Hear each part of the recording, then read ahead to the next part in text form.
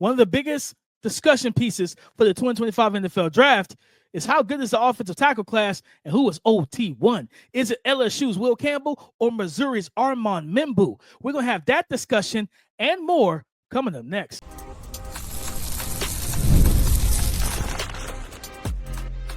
You are Locked On NFL Draft, your daily podcast covering the NFL Draft. Part of the Locked On Podcast Network, your team every day. Welcome back to the Locked On NFL Draft Podcast, your daily podcast covering your favorite draft prospects, part of the Locked On Podcast Network, your team every day. I'm your boy, Damian Parson. I'm an offensive draft analyst over with Bleacher Report. That's my guy, Keith Sanchez. He is a director of scouting with the Draft Network and 2019 national champion with those LSU Tigers. And as always, thank y'all for making Locked On NFL Draft your first listen today and every day. Shout out for being our every day as we have a fun show to get into. We're talking offensive line. You need it. We have it. Who is OT1 for the 2025 NFL Draft? We're going to talk about that. Then we'll get into the best Day-Two offensive tackles in the draft and how high should offensive tackle one go in said draft. But before we get into all of that, guys, today's episode is brought to you by FanDuel. Right now, new customers can get $200 back in bonus bets when you win your first $5 bet. Offensive tackle one in the 2025 NFL Draft. Keith, we came into off of the summer. I think Will Campbell was the consensus guy to be first offensive tackle off the board.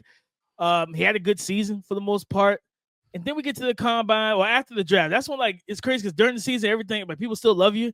And after the season, now we start nitpicking. Like, okay, well, now I got concerns about your arm length. And it's like, well, did you have concerns all season? Or is it just now that you're noticing he might not have 34s, right? So Will Campbell has been that guy for a while, but I think at this point now it's questionable to say he will be the first offensive tackle off the board. People have questions about how athletic is he, right? And he went to the combine and he showcased his athleticism, movement skills. He was 6'6", 319. He did come in sub 33, 32 and 5/8 on the arm. Keith, when we say who is old tackle one, is it still your LSU brethren, or do you have somebody else that potentially might jump him at the top of this draft? Yeah, DP, I want to answer that question by jumping into a bigger conversation that I feel is necessary for this offensive line class.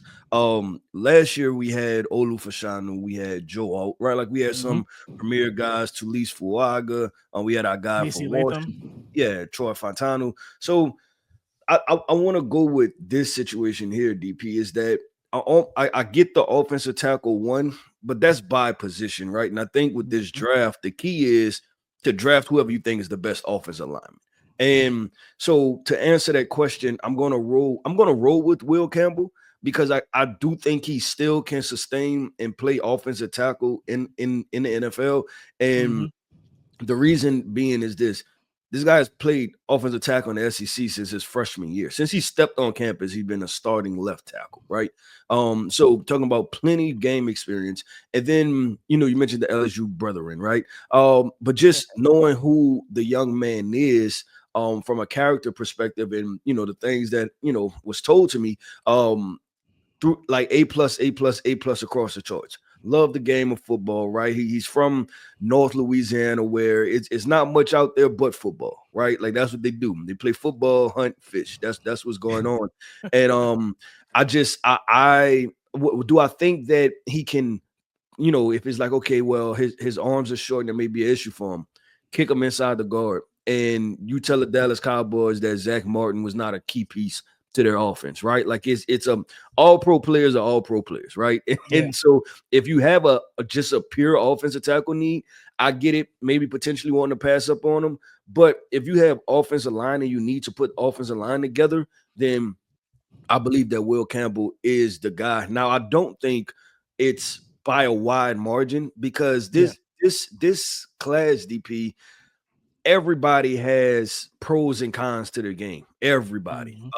And so I think you're just trying to roll with it's going to come down if you're rolling with the floor or if you're rolling with the ceiling of offensive tackle prospects. Good point to that. I'm with you. I'm still letting Will Campbell go to camp, and you got to fail at tackle before I kick you inside. Like he has And again, I always go back to it, especially on the offensive defensive line. It's a boxing match of sort. Like it does, yeah. The reach advantage matters, but it's the timing and it's precision of punches. It's all about who is more knowledgeable to get their hands on the other guy first. And unlike a lot of guys, to me, technically, like even when we go back to what was it, last year's class, Joe Alt, Olu, both of those guys were wide hand carriage punchers. The hands are wide, the chests were exposed. Olu could get by with that because he was stronger. He had a stronger lower body. He could anchor. Joe Alt's just massive, so it was just like, well, you know, I'm not even gonna have to beat you to the spot. I'm just wide enough to cast that net, and you're gonna have to do a lot of work to get around me, and I'm not giving you the edge, right? Like, so they could overcome that wide hand carriage, giving up the chest. I don't see that with Will Campbell. His hands are, for the most part, kind of tightly inside. He protects his chest, and he's very strong, and he knows when to get his punches off. I think he can play tackle despite the long arm, the arm length concerns, but you got to fail there for me first. So that's my thing with Will Campbell. I'm letting him get in the camp, and I'm like, yeah, no, I'm gonna let you try out at tackle against our best edge rushers. If you can go out there and handle business, I'm not moving you, right? If you're going up against the ones and you're not giving up sacks, I'm not moving you. But I think there's a conversation, Keith, for Missouri's right tackle, Armand Membou. And I think coming into the combine, you know, for Will Campbell, 6'6", 319, 32 and 5/8. Membou came in at 6'4", 332, 33 and a half inches on the arm. He ran a 4.91 with a 1.7 14-yard split. He jumped 34 inches. I'm pretty sure he jumped higher than a couple receivers, running backs that he jumped high. Kind of weird at 332 pounds to jump that. But even with Campbell, 4.98 in the 40, 1.76, 10-yard split, 32 inches in the vert. These are athletic guys.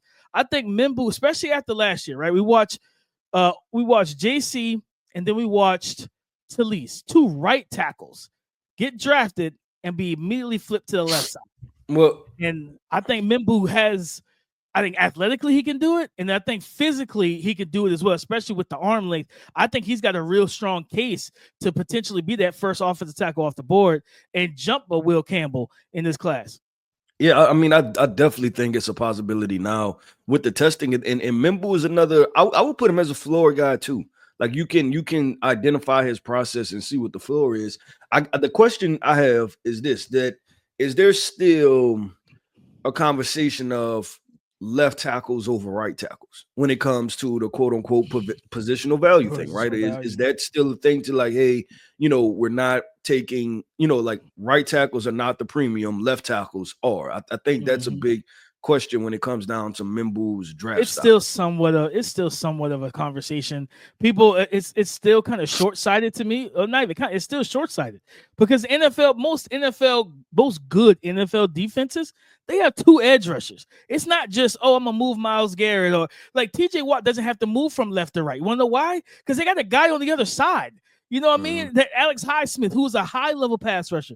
Then if you want to really get funky with it, I pull Alex or kick Alex inside a little bit, bring Nick Herbig off the bench. Now we got three edge rushers on the field. Like, it doesn't, like, yes, with so many more right-handed passers. Yes, the left tackle is the blind side protector, and I get that.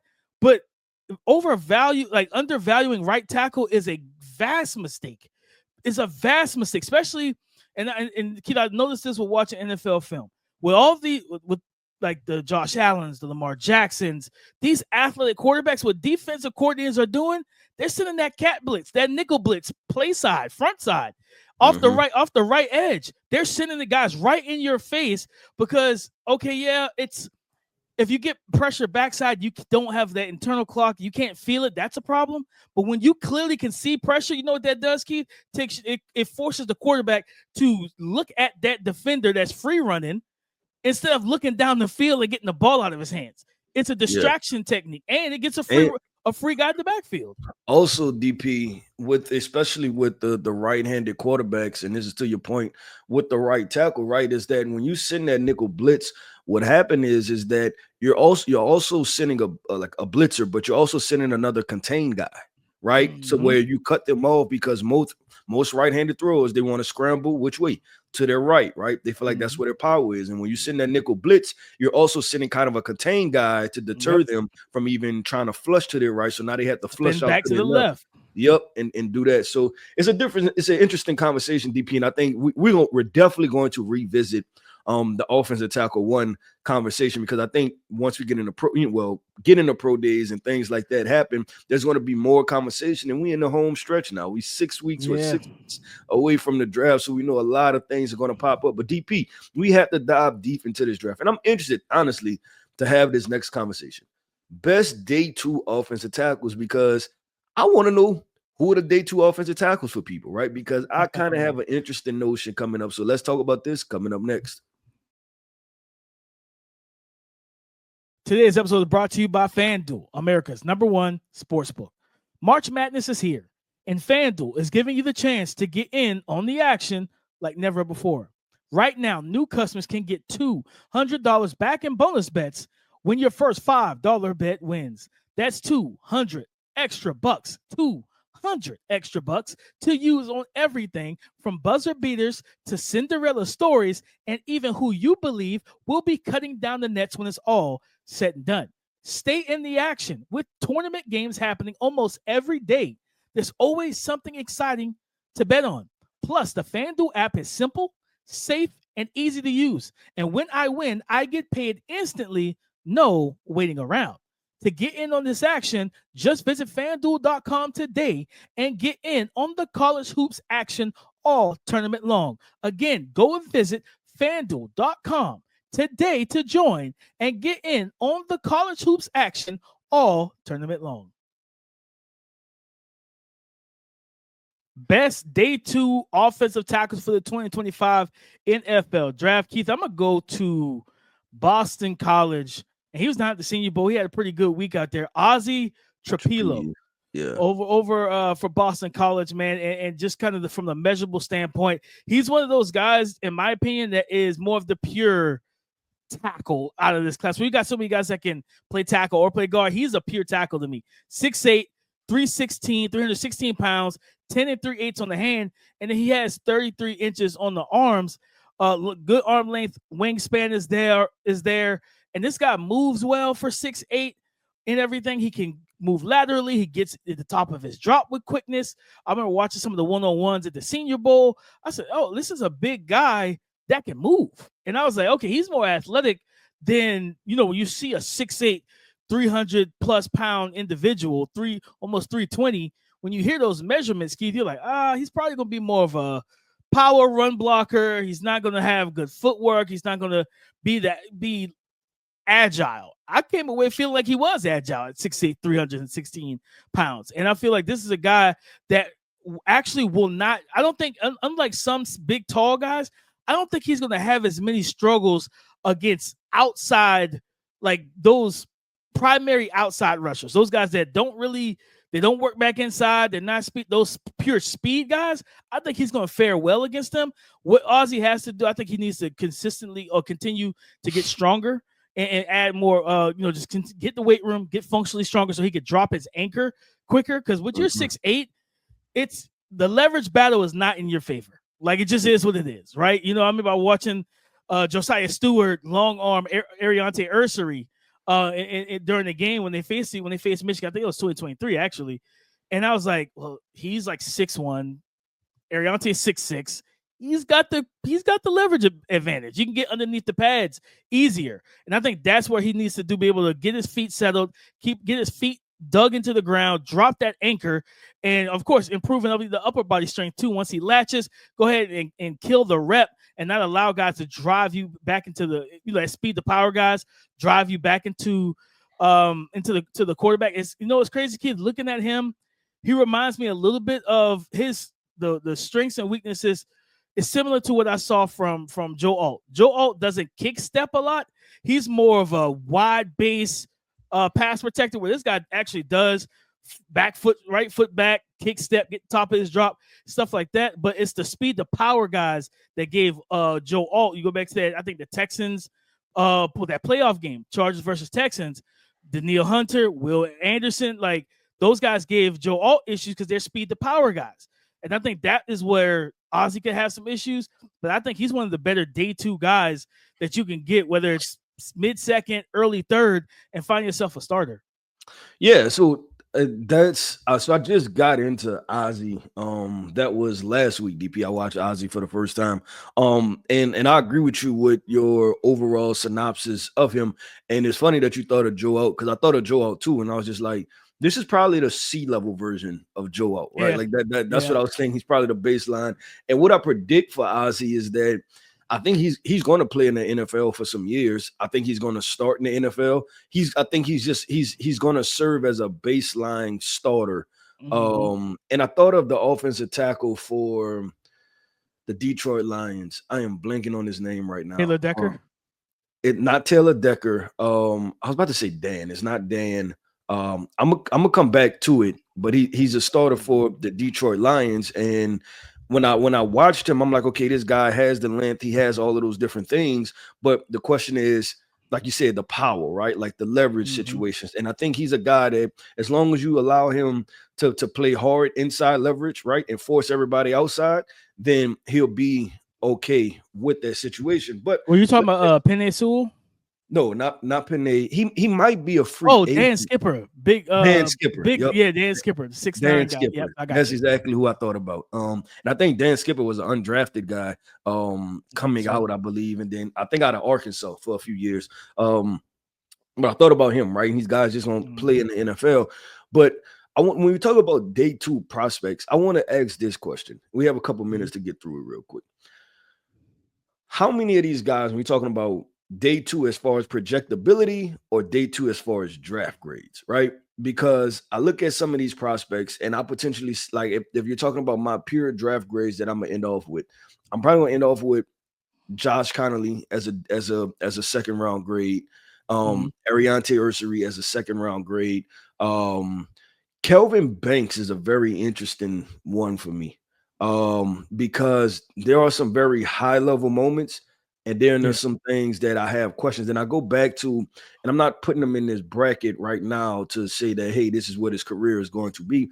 But remember Ike Mekwanu and how athletic he was and the movement skills. And then when he got in the NFL, it was some of the foundational stuff that needed to be cleaned up to allow him to have consistent reps. And I think I see, not projecting that that's what he's going. I'm not saying that. But you see some of the same reps from Kelvin Banks, right? Where it's a really clean, fluid reps. And then there's some reps and you're just kind of head scratching, like, I don't know if that's going to fly in the NFL. I don't know if that's going to work. So I right now, and I go ahead and make this statement too, my 3 first round grades that I'm going to have for offensive tackles, that's locks. And then everybody else I think are question marks, is Will Campbell, Armand Membou, and Josh Simmons. And then after that, I think some of those guys that we talk about that we put in the first round of mocks are probably actually going to have second round grades for me. Yeah, I think Josh Connolly, like you said, Josh Connolly is another guy I have a second round grade on. Ursary, same thing. Ozzy Trapillo, Membo. I think it's Marcus Bowe, because the M is silent, out of Purdue. I think he's going to be more of a guard at the next level. I think Cam Williams would be a day two, like third round right tackle, that teams could find value in. A guy that I think that has a chance to, and it's just size, strength. Anthony Belton. I don't know, out of NC State with the Wolfpack, right? 6'6", like 330, physical, powerful dude. And I think that he's one of those guys, like, if we, because I think we talked about this the other week, and I was like, man, I feel like, because to your point, I don't feel like there's many, especially tackles, first round tackles. I think there's a couple guys that, should have first round, second round flexibility, especially if they kick inside. Gray Zabel. I'm personally fine taking Gray Zabel round 1. Different guys like that. But I think that there's going to be more. I mean, heck, you got the Texans, who traded their left tackle, cut their right guard, traded their left guard. So it's like we might have 3 new starting offensive linemen in 2025 for the Houston Texans. I think they're one of the teams that's a shoe-in for a tackle. Do they trade up? I don't know. We'll see. But they're gonna have to do that and go get tackles in this draft, I think we get more tackles or more offensive linemen than people expect. So I think Anthony Belton could be a guy, like I said, third round that rises up maybe a round, because I think he might be more of a fourth round, top of day 3 type of guy that's like got some tools. You got to see, okay, how do we make sure if you're going to play, especially if you're going to play left tackle at 6'6", almost 340 pounds, he's a big dude. Do you have the movement skills consistently to play on the island in the end? Because one thing we know about NFL defensive coordinators, or if you have a weakness at tackle, they're going to exploit that. They're going to put that guy on the island. They're going to send simulated pressures his way. They want to attack both gaps inside and out on him and make him think of who should he take first. They're going to put him in some precarious situations. I think that's a situation that teams have to evaluate, but I can see him going round 3 simply because I think there might be a little bit of a run on old linemen in the back end of round 1 to early round 2, because it's going to be multiple. The Chiefs need offensive linemen. Like, there's multiple teams that need to improve their front 5. Right now in the draft. Yep, I agree with that. With DP, let's do this, man. Let's talk about offensive tackle, right? We have teams at the top of the draft that need to draft offensive linemen. But the question is, how high should an offensive tackle go in this draft? We've seen offensive tackles be as high as pick 1. Should this draft have an offensive tackle in the top 5? We're going to talk about that coming up next. The NCAA tournament is here, and so is the Bracket Breakdown. Locked On Podcast Network and Amazon Fire TV channels are teaming up to deliver NCAA tournament coverage like never before. Watch studio shows featuring former players and Locked On's local experts as they guide you through every upset, buzzer beater, and bracket matchup. Stream it all for free on Amazon Fire TV channel. Search Bracket Breakdown to see it all for free. It's your team every day.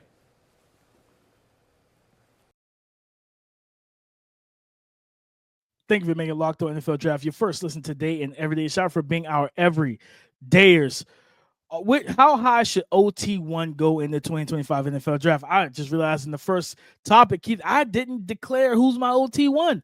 You pick Will Campbell. I'm going with Armand Membou, and Will Campbell's right behind him. I think Membou does have a chance to be that first offensive tackle off the board. But when you look at the top 10, right, and we say, okay, who needs a tackle that bad to go top 10? And it's that number 4, the New England Patriots. They brought in Morgan Moses, who, if I remember correctly, he's more of a right tackle. If I remember correctly, I think he's played mostly right tackle during his NFL career. So if he's more of a right tackle, that creates a little bit of a situation like, okay, or do you feel like, hey, because he is the veteran, okay, I'm perfectly fine playing him at I'm fine flipping him over and letting him be the blindside protector. If that's the case, I don't know if I want to do that, Keith. I think I want to play him at right tackle where he's been more comfortable. He's been, I think, Baltimore, then he went to the Jets, and he's battled injuries. So I think the Patriots are a team where they have to decide, do we want to draft a Tor McMillan or a Travis Hunter at 4 and make them the wide receiver 1? I think there was a clip floating on Twitter that both of those playmakers have said we want to play with Drake May. Like, they both talked about that. So if you're the Patriots, you say, do you go Cincinnati Bengals and say, forget Penei Sewell, forget the top offensive tackle, let's give our young quarterback a high octane pass catcher? I think that's as high as I can see offensive tackles going. It's 4. I can see Membou or Will Campbell potentially being there, because at the same time, Mike Vrabel likes to run the ball. Like, go back to his time at Tennessee. He was not a drop back 40 times a game and sling it. He was running the rock. And I expect him to still try to run that football and making sure you have an offensive tackle that could do so. I think the highest a tackle can go, whether it's Membou or Campbell, is 4. But the Patriots got a big decision on their hands. Yeah, and I agree with you that, because there's not a lot of premium wide receivers, right? And you're talking about, after we probably get through those first 3 names of T-Mac, Matthew Golden, and then Travis Hunter, if he wants to play corner or wide receiver, right? Yeah. There's not a lot of wide receivers. So the Patriots, I believe, have the 38th pick, right? So whatever one, you're picking high, right? So you can come forward, then boom, 34 picks later, you're picking 38th, right? Now the question is, what position is most likely not going to be there to be a high-level starter for you potentially. And I love the Will Campbell to New England. I think this is almost a lock. Like and the reason I say that is because Mike Vrabel and Will Campbell. They like if you don't know Will Campbell as a person, but if you watch him play football and you know Mike Vrabel as a person and what he did in Tennessee, you say that this is a perfect pairing, right? This is a match. They both maulers, gruelers, want to muddy it up. And so I look at it from that perspective and I say they probably should go Will Campbell.